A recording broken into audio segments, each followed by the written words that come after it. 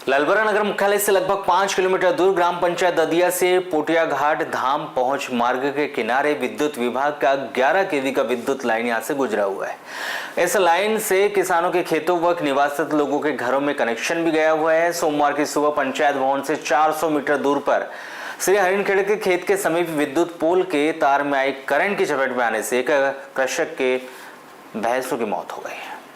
वहीं 2 अन्य भैंस बाल बाल बच गई। अगर ये दोनों भैंस भी उसी समीप से गुजरते तो वे भी उस विद्युत करंट की चपेट में आ सकते थे, जिससे उनकी भी मौत हो सकती थी।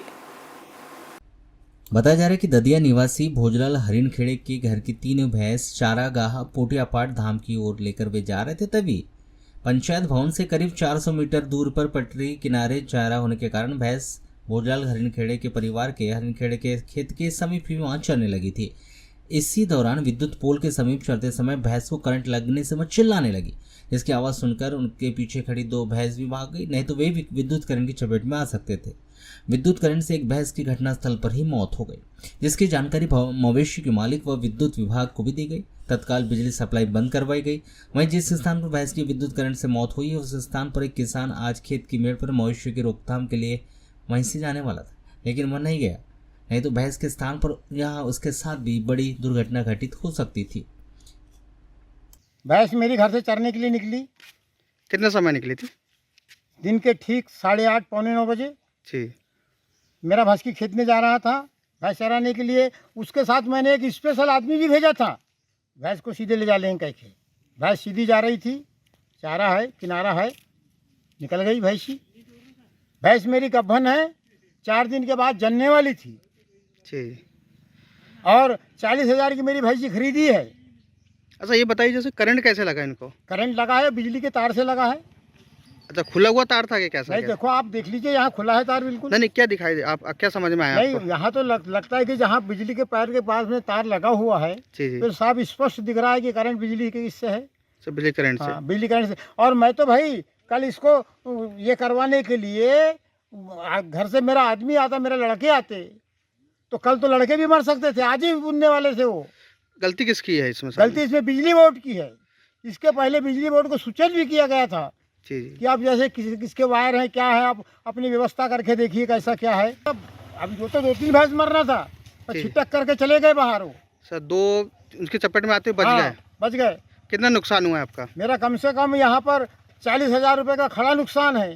खरीदूंगा तो 40,000 और लगना है, तो कुल मिला के मेरा नुकसान हुआ 80,000 रुपये का। 80,000 रुपये। और सरकार दूध के ऊपर प्रोवाइड दे रही है। दूध के लिए सरकार क्या कहते हैं, प्रोवाइड कर रही है किसान को, वो दे रही है कि दूध बढ़ाइए, ये करे। पर दूध बढ़ाने की इच्छा बनाया, दूध बढ़ाने के लिए मैंने ये किया, तो ये देखिए सरकार की बिजली की लापरवाही, जो मेरी भैंस आज मर के यहाँ पड़ी हुई है। अभी आए थे विद्युत विभाग वाले, शायद ये भी आने वाला है अभी।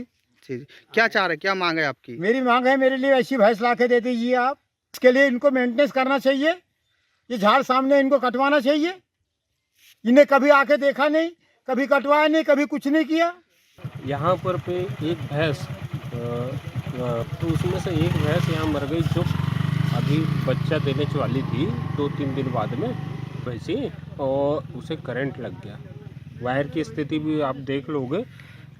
करंट किसानों के लिए जो डाले हैं, जबकि अभी ख़त्म हो चुका है, सबका धान आ चुका है, तो अपनी अपनी वायरिंग निकाल लेना चाहिए। मोटरें बंद है तो विद्युत विभाग से भी चाहूँगा, मेरा निवेदन है, और ग्राम के नागरिक गण जो भी हैं उनसे भी चाहूँगा कि अपनी अपनी वायरिंग अपन हटा लें, ताकि ऐसी दुर्घटनाएं ना हो।